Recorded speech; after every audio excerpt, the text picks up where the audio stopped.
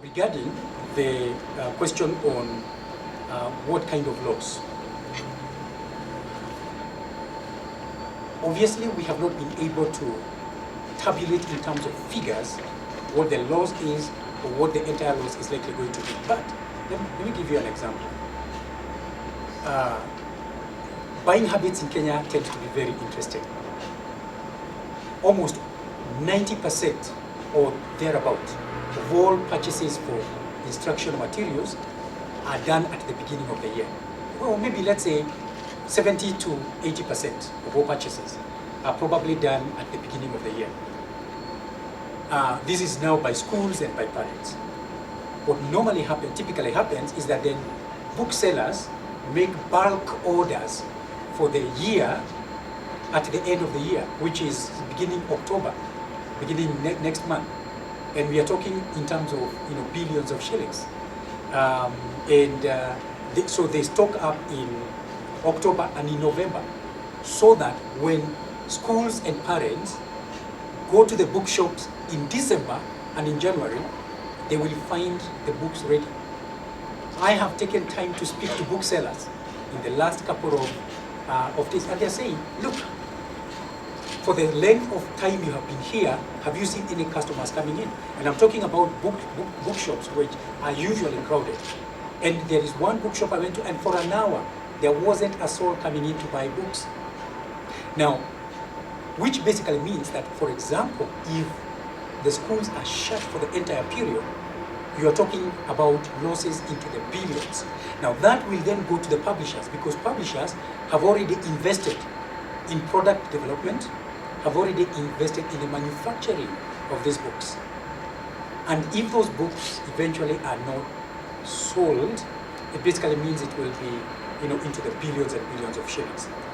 Let me be quick to say that that is actually a very bad sign for Kenya, because it reinforces what we have always said, that over 85% of the Kenyan book trade comprises of instructional materials, educational books.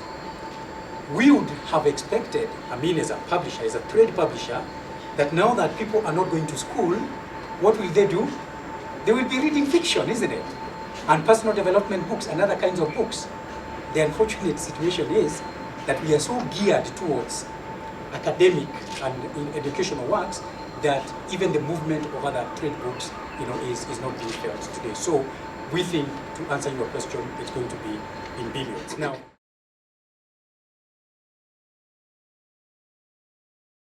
so if we don't get the manuscripts that he's talking about, and we have major problems in our research institutions, I think Prof is here and will tell you that sometimes they are very busy and they find it very hard even to do research. And those kind of books, like the ones written by Michelle, are kind of books that need a lot of research. They need a lot of time. Maybe someone to take a 1 year sabbatical to do that kind of research. Now, getting Kenyans to do that from our universities is not easy, because again, they'll talk about the pay again, what they're getting. So lecturers lurch from one lecture hall to another. They lurch from Daystar to University of Nairobi, to KU, to Mount Kenya University, trying to make ends meet, So the problem is that in the end, there's very little research going on, and a lot of teaching or cramming or whatever going on. I think that's majorly the problem that we have. Those kind of books need a lot of research.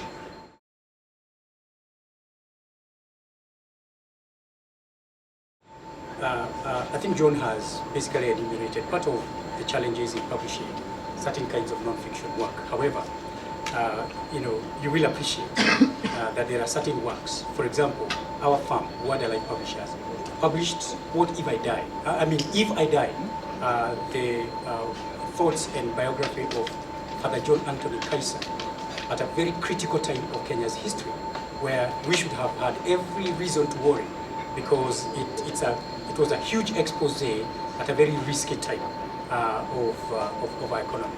And secondly, in not too long, they will be releasing the autobiography of one of the fathers of multi-party democracy, the Reverend Dr. Timothy Njoya, which is another very explosive non-fiction work.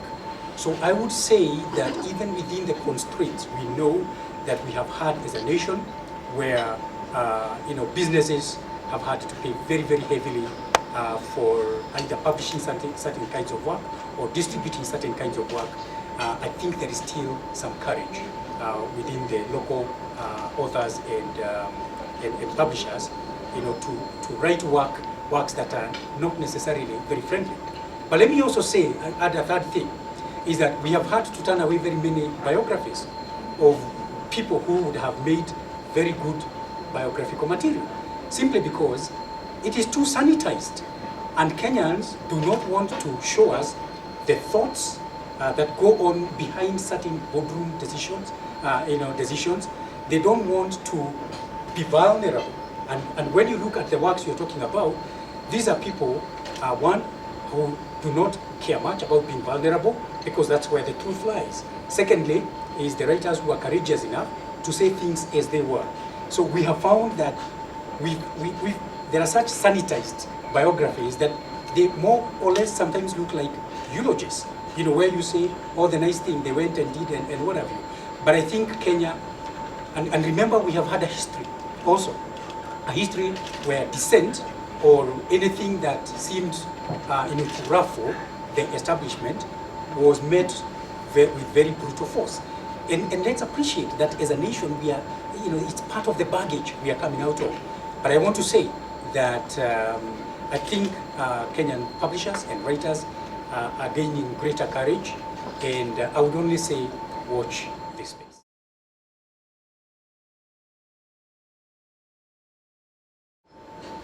It is very sad when government makes such far-reaching decisions that affect private enterprise.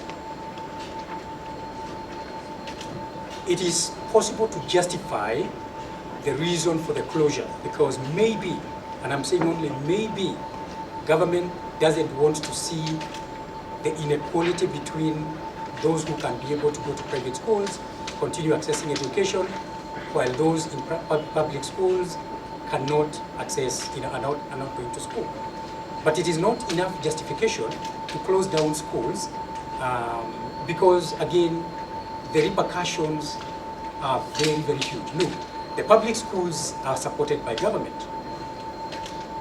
And so government would be able to cushion the losses that probably the private schools, the public schools that go alongside that. But the public schools it's private investment, and the costs will continue to run unless government finds a mechanism of meeting the gap that the closure of those schools basically, the gap in terms of financing that they will experience. There is no justification to have closed those schools. And secondly, is that if government had a good argument about ensuring that there is equality amongst all students, there ought to have been consultation with the private schools, Kenya Private Schools Association. And we say that we think this is interference of government with enterprise, and it can send the wrong signals to investors. Because when government is seen to interfere with private investment, then what happens is that you discourage investment into the economy. As publishers, we know we have also had very many issues when government has made certain decisions that we think government is getting either back into business or is interfering with private business rather than creating an enabling environment. So we would like to say that to the extent that that was not a consultative decision, and to the extent that there is no rationale that has been given for closing private schools, we think that it was unjustified. I think it was unjustified.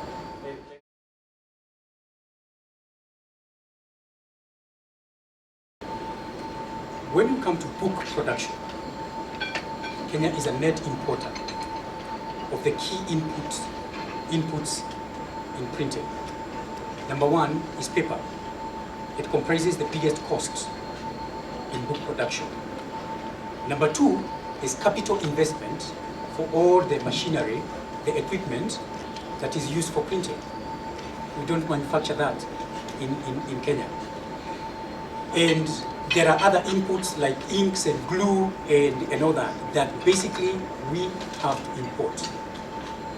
What the depreciation of the shilling basically means is that it pushes the cost of inputs significantly high.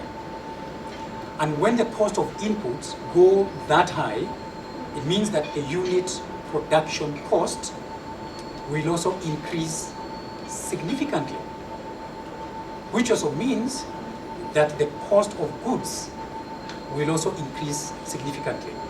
So the unfortunate situation is that with the depreciation of the shilling, we will definitely see the cost of products that have any import-related inputs or that are imported or produced abroad, basically go up. The fact is that even things like electricity has the energy and very many other. Oil. We import oil, and energy production consumes energy quite significantly. So it means that apart from the 18% depreciation of the Kenya shilling, the cumulative effect of the cost of production is probably up to about 30 or so percent. Now, so when you subject, books to an increased rate as just because of that factor, then you add VAT, which is an issue that we have been lobbying government, that it does not help to tax knowledge at all.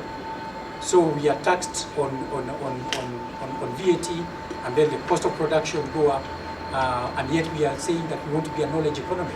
So how do we raise the barriers to access of knowledge and books, and yet pretend that we want to be a knowledge-based economy? So I think the impact.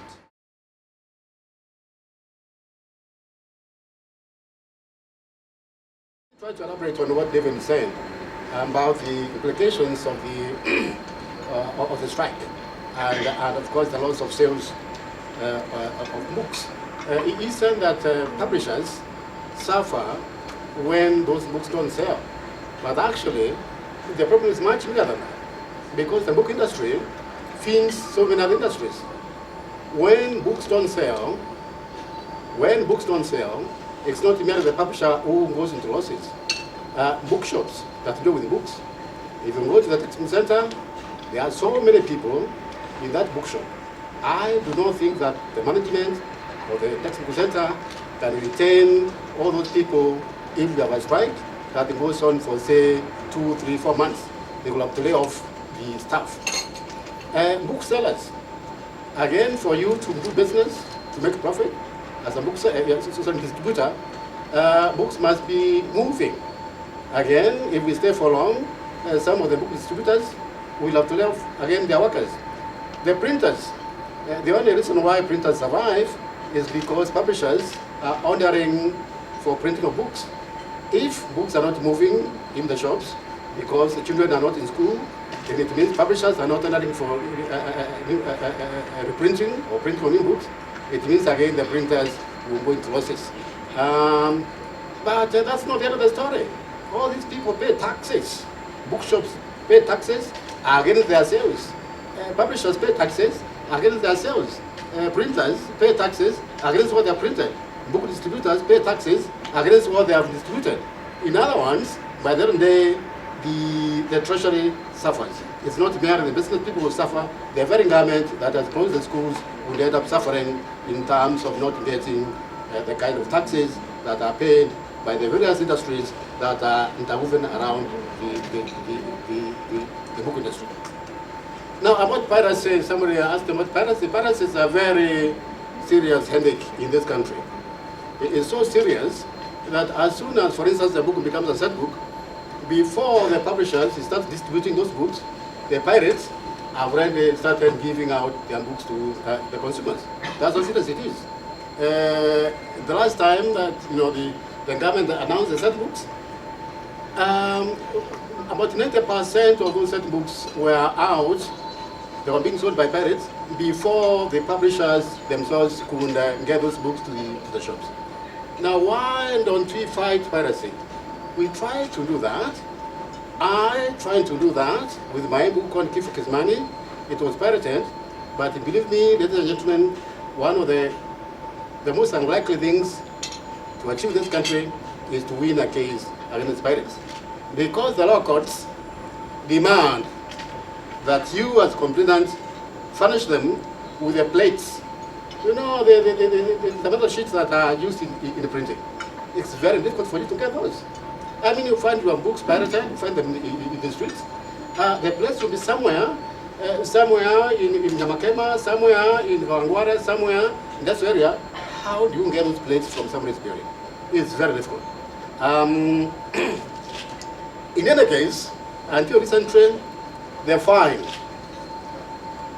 If somebody is convicted, if you're lucky enough, you know, you go to a court and you're lucky enough to have the pirate convicted, until recently, the fine was only 50,000 shillings. Now, if you pirate a book with a such book, you can very easily make millions within a few months. So why would you be bothered about 50,000? You know? I think they have adjusted the fine now to make it 200, but still that is nothing. I mean, that's the peanuts compared to the amount of money that the pirates make. And therefore, I think one way of fighting pirates in this country is lobby for the law to change, to ensure that there's enough deterrence, to ensure that anybody convicted of piracy probably goes to jail for 2 years, 3 years, or to pay maybe 10 million shillings. But as of now, it's a big joke. Now, what are we doing as publishers? We are trying to blacklist people. You know, because we know we're not likely to win when we go to court, but what we do is to find booksellers, book distributors, bookshops that are selling pirated books. And the policy now, the policy of KPA is that we blacklist them and we avoid doing business with them, so that if you are selling pirated books, then you stick to your pirated books. We shall never, give you our products to sell. That's the stand we have taken, and we do hope that people can join us to fight the piracy. Because what happens is that then you make people demotivated. Why should I write a book that will be published by a publisher, where the publisher will not give me good royalties because it's not making money? So it's like telling people don't write. It's waste of time. And that's why this should concern everybody. That if we want to promote writing, we must fight piracy so that people can get, a returns from their sweat, as writers, as publishers, as printers, etc. Thank you very much. Thank you, Professor. And of course, in those 3 weeks, no learning was taking place because teachers were on strike. Our hope is that what the president alluded to will be that the new calendar date will be extended, to the end of the year, and not that today is the end of third term.